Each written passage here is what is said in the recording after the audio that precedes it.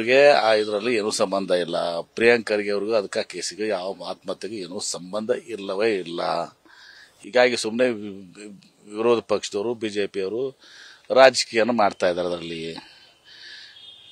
ತನಿಖೆ ನಡೆದಿದೆ, ತನಿಖೆಲೆಲ್ಲ ಗೊತ್ತಾಗ್ತದೆ. ಈಗ ಡಿಸಿಎಂ ಅನುಪಸ್ಥಿತಿಯಲ್ಲಿ ಸಿಎಂ ಆಪ್ತ ಸಚಿವರ ಜೊತೆ ರಾತ್ರಿ ಮೀಟಿಂಗ್ ಮಾಡಿದ್ದಾರೆ. ಆಪ್ತ ಸಚಿವರು ಅಂತಲ್ಲ, ಆಪ್ತ ಸಚಿವರು ನಾವು ಇದೀವಿ ಇಲ್ವಾ? ನಾವು ನಮಗಂತಲ್ಲ, ಅಹಿಂದ ಶಾಸಕರನ್ನ ಅಷ್ಟೇ ಕುಡಿದಿದ್ದಾರೆ, ತಮ್ಮ ಸಮಸ್ಯೆಗಳನ್ನ ಆರಿಸಿಕೊಂಡಿದ್ದಾರೆ. ಅಲ್ಲಿ ಊಟಕ್ಕೂ ಕರೆದಿದ್ದಾರೆ, ಅಹಿಂದ ಶಾಸಕರ ಸಚಿವರ ಸಭೆಗಳನ್ನ ಕರೆದಿದ್ದಾರೆ. ಅಲ್ಲಿ ತಮ್ಮ ಸಮಸ್ಯೆಗಳ ಬಗ್ಗೆ ಮಾತನಾಡಿದಾರ, ಹೇಳಿದಾರ, ಊಟ ಮಾಡಿದಾರ. ತಪ್ಪೇನಿದೆ?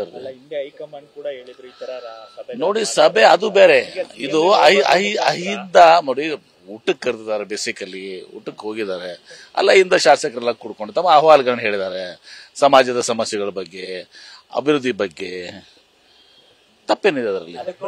ಈಗ ನಾವು ನಾಳೆ ಲಿಂಗಾಯತ ಶಾಸಕರು, ನಾವು ಲಿಂಗಾಯತ ಶಾಸಕರೆಲ್ಲರೂ ಕೂಡಿ ನಮ್ಮ ಲಿಂಗಾಯತ ಶಾಸಕರ ಸಮಾಜದ ಸಮಸ್ಯೆಗಳು ಹೆಂಗಿದಾವೆ ಬನ್ನಿ ಅಂತ ಮುಖ್ಯಮಂತ್ರಿ ಊಟಕ್ಕೆ ಬಂದೇ ಬರ್ತಾರೆ.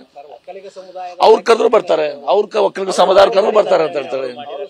ಇದರಲ್ಲಿ ಯಾವ್ದು ವಿಶೇಷ ಅರ್ಥ ಕಲ್ಪಿಸ್ಕೊಡಕ್ಕಂತ ಅರ್ಥ ಇಲ್ಲ. ಈಗ ಸಂಕ್ರಾಂತಿ ಬರ್ತಾ ಇದೆ ಸರ್, ಪಕ್ಷ ಮತ್ತೆ ಸರ್ಕಾರದ ಮಟ್ಟದಲ್ಲಿ ಸಂಪುಟ ಪುನರ್ರಚನೆ ಇರ್ಬೋದು, ಕೆಪಿಸಿಸಿ ಅದು ಹೈಕಮಾಂಡ್ ಮುಖ್ಯಮಂತ್ರಿಗಳ ಪರಮಾವಧಿ. ಅವರು ಹೈಕಮಾಂಡ್ ಬಿಟ್ಟಿರುವಂತಹದ್ದು, ಮುಖ್ಯಮಂತ್ರಿಗಳು ಬಿಟ್ಟಿರುವಂತದ್ದು. ಸಂಪುಟ ವಿಸ್ತರಣೆ ಆಗಲಿ, ಸಂಪುಟ ಪುನರ್ರಚನೆ ಆಗಲಿ, ಎಲ್ಲವೂ ಕೂಡ ಮುಖ್ಯಮಂತ್ರಿಗಳು ಹೈಕಮಾಂಡ್ ನಿರ್ಧಾರ ಮಾಡ್ತಾರೆ.